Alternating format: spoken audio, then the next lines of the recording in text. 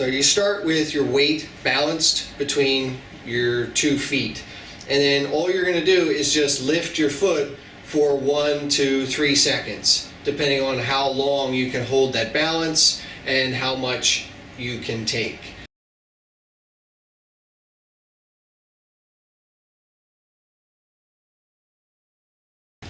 Okay, so week 12, you're going to have a lot more freedom to walk around. You should probably keep your foot wrapped if you work someplace that requires you to walk a lot. So if you're a waiter or waitress, or you're in an office where you're constantly walking back and forth or up and down stairs, then you should probably wrap your foot still. But if you have a job where you're sitting most of the day and you walk occasionally, it's probably best to let your foot go and not wrap it. And that's normally what I do. If I have a day where I'm on set and I have to walk all over the place that day, and I know I'm going to be on set, then of course I will wrap my foot before I go there, which will help out a lot. The exercises that you're going to be doing is, for one, you're going to be doing just like this, standing here, and then going up on your toes and coming back down. So it's just up on your toes and back down like that. Up, and then back down. Just little motions like this. So you just want to get your body used to having that extra weight on your toes. Instead of hopping, bouncing around, you don't want to do that yet. You're just trying to get those muscles and the joints ready for that type of pressure. So just up and down. And then you're going to be turning those little 5-second balance poses into 15. So now you're going to be trying to do 15 seconds with this foot. Well, this is my good foot, so that's not a problem. And then 15 seconds with the other foot. So it's a little bit more difficult because this foot's not used to being, it's not used to having those muscles used for a couple of months. So try to get to 15 seconds anytime you can, and then relax for a couple of seconds, and then try again. And do this maybe 4 or 5 times a day, so you get those muscles all building up. And you can even lean a little forward if you feel like your foot is doing well. Because if you lean back, obviously the pressure is going to be more in the heel than it is in the toes. But if you're leaning forward and you're doing one of these yoga poses like this, then the balance is a lot of times going to be more in the toes than it is in the heel. So if you do this, where your body's straight up and down, then it will distribute your weight between the toes and the heel a little bit more. So, and try and do this. If you want to, you can move your other leg around so it will change the balance point, and that'll make your toes and your foot shift around, make your body more aware of the balance. Obviously, I can do that for a long time with my good foot because that's what I'm trained for. So after another month or so, I expect this foot to be about the same.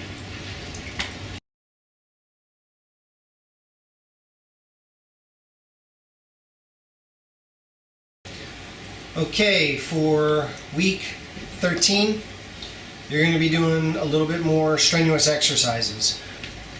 One of the exercises you're going to be doing is just tiny little bounces. So just standing up and bouncing. Jump, jump, jump, jump, jump like this. So your feet are barely leaving the floor.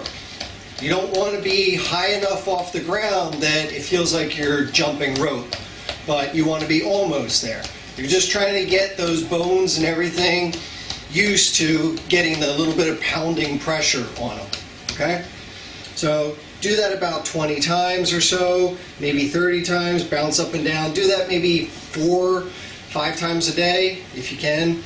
And one of the other things you want to do, which also helps out a lot, is these reverse lunges. So instead of doing a normal lunge where you step forward and drop down like this and come back up, you're going to be stepping back, but do not come all the way down. So you don't want to drop down so that your knee is touching the ground like you would for a normal lunge.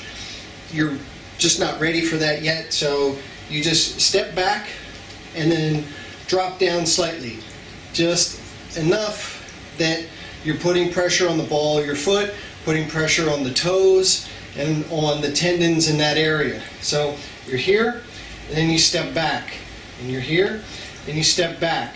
Now, you don't want to go down really far. This is just to get your body used to this type of impact. So again, this is another thing where you're going to do this about 20 times or so with this foot. If you want to do it with the other foot so that your feet are feeling more balanced, then that's fine. But your other foot really doesn't need this kind of exercise. So just like that. 20 times, back and forth, just little squats, not deep squats. The other thing is standing on your toes. So standing on both feet, like this, for 20 seconds. So you stand here, do this 20-second balance, and then after that, you just come down. Do that about once every 2 hours or so. Like I'm at my desk, and I'll work, and then I'll stand up, and I'll just sit here and do this balancing for 20 seconds. Again, this is just to get the feet used to having the pressure and the weight on them again.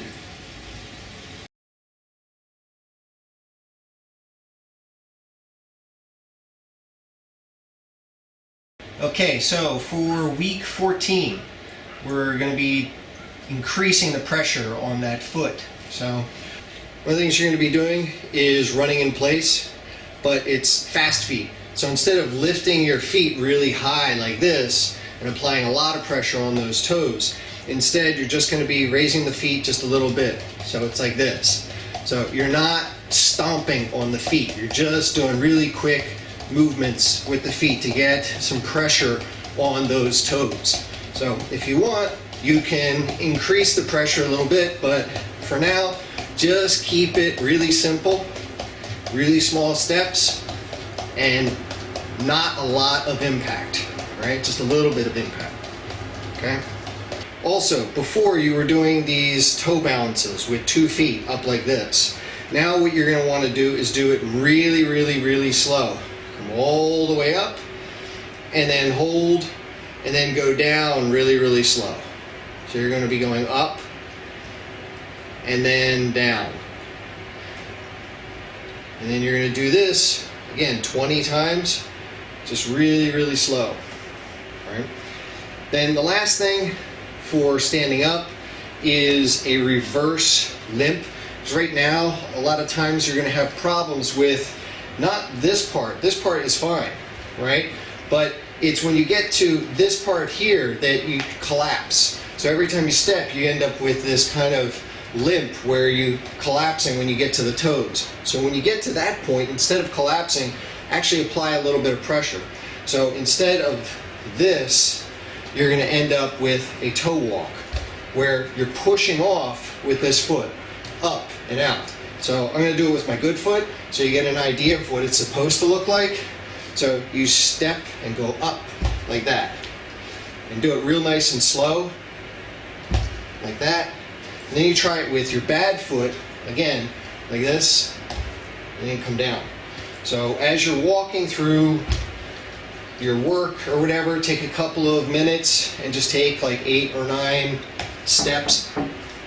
Another one is to just go up on your toes and walk around.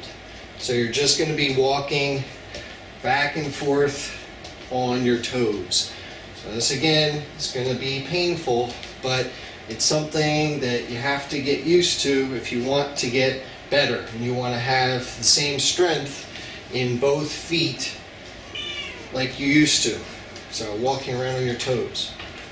Another part that you don't want to forget is to do your stretching. So doing this stretching helps out a lot. So to take your foot and just press it down like that. Now you can do this a couple different ways. The way that applies the most pressure is like this, just doing this and sitting back. If you want to apply less pressure, you put both your hands down like this and just let your butt drop down, and that'll apply pressure to the front of your foot here. If you want to apply more, you do this. And then another stretch for the toes is putting your toes back like that. Now, what I do is I come up a little bit like this. So I'm almost in a runner's start. So I push down with my butt to apply pressure to the ball of the foot and the toes. And then take my knee and just slowly rotate my knee down towards the mat so that I get a good stretch in the toes and in the ball of the foot. So just rocking back and forth like this every day, for a couple minutes, and you'll get all the flexibility that you used to have back into your foot. So doing this way here is bending the toes back, and doing this one here is bending the toes forward and stretching the front of the foot. So both of these stretches are really, really helpful.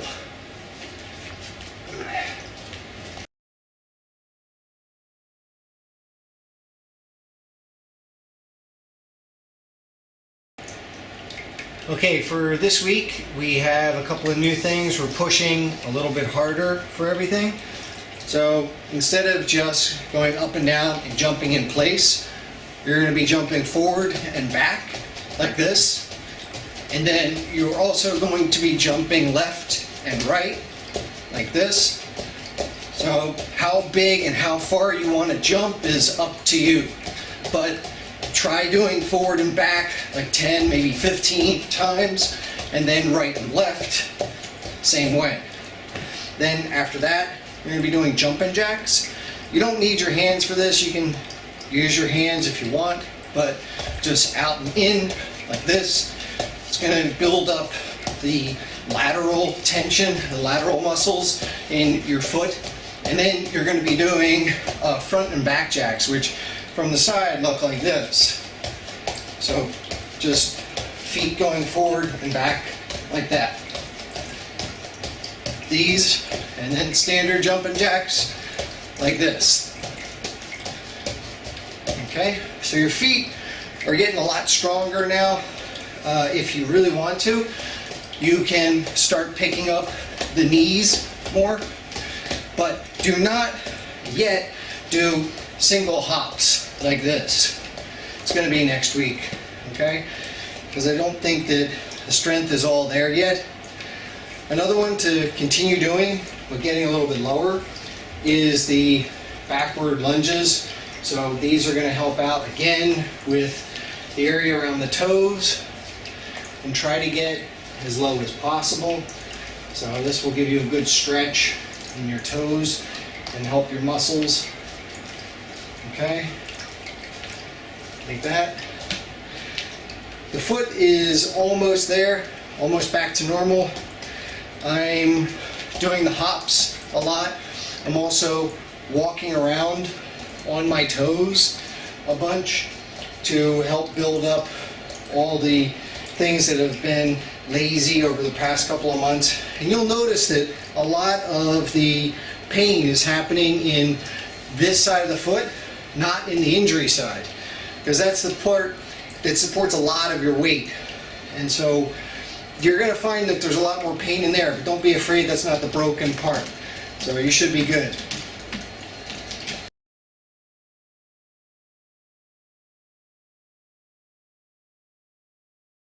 To start with, we'll start trying to do a double bounce on this foot. What we've been doing so far is just hopping with both feet. So there's 50% pressure on this foot, not 100%. And going back and forth is all just kind of like when you have weights in your hands and you're doing this reverse curl. So someone helps you get it up and then you go down like that rather than actually lifting it up. So what we're going to start doing is trying to hop like this on the bad foot, but this week it's too painful. So you just start with the good foot and you hop up, and then the second hop you just do a little bit of a kick like this, and then you're just going to shift your weight onto the other foot, and then again you do the kick and then shift the weight onto the other foot. So you end up with just hop, kick, hop, kick, hop, kick, hop, kick, hop, kick. Now this is a standard hop for doing jumping rope. So it's called the Ollie Shuffle, and it's fairly easy. like this because my foot is not really leaving the ground very much. It's not hopping really high off the ground. It's just kind of sliding backwards and gripping its weight. So this is the step that you're going to do for this week. And that'll get your foot more, that'll get your foot stronger so that you can start doing that single foot hop in the following week. All right, so number 2 is you're going to be jogging. Now you've been doing this jog already, but now you need to start moving forward, because moving forward rather than just hopping up and down is what puts pressure on the foot. So instead of doing a super huge step, it's kind of a shuffle jog like this. And you can do this in your house, and you can do this outside, like when you're going to the car, when you're going to the bus, when you're going to the bathroom, right? So you just kind of shuffle along, put a little bit more pressure on that foot so that next week you can start jogging a little bit faster. Also, walking around on the toes. So going to be walking around on your toes a lot more to get a little bit more weight on those feet. And you can even do a little bit of jogging on those toes if you feel that you can take the pain and you can take the pressure, because the bone is pretty much healed now and you shouldn't be having any problems with the bone re-breaking. It's all about the tendons and the muscles and all that. This stretch is still very important for getting the full range of motion back in your foot. So you're just going to be sitting back on your heels and relaxing and trying to let that foot stretch out to its full range. So if it feels the same as the other foot, then that's fine.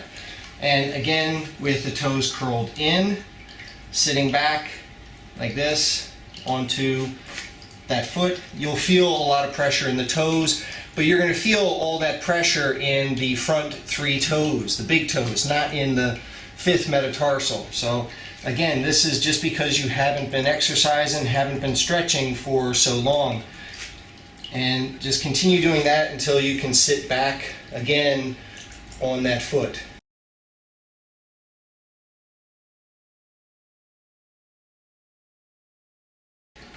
Just a note, whenever I'm waking up in the morning, my feet are still kind of sore. I still feel like they're a little tiny bit swollen when I wake up. But after walking around during the day for just maybe 15-20 minutes, it seems to even out. Everything seems to be okay. My pain in my foot is changing every day. So on some days it's like between the bones, on other days it's up near the ankle, on other days it's the palm of the foot. So each day it's kind of a different tendon or a different muscle or a different joint that's kind of feeling the pain. So you'll feel that pain shifting around in your foot as different muscles get used. You should be practicing doing your balancing a lot so that you can get all of those muscles and all those tendons and all those joints working properly if you want to get back into doing some sort of sport. So this is your last week of actual therapy. So the exercises get a little harder, but it's the last thing that you're going to have to do before you get back to a normal working body. I know all the animals are here. And then after this, you're free to do basically anything that you feel your body can do. So for this week, you're going to be jumping up and down on one foot. Excuse me, Donna. Hey! So, yeah, I see you guys. We'll get to you in a little bit, okay?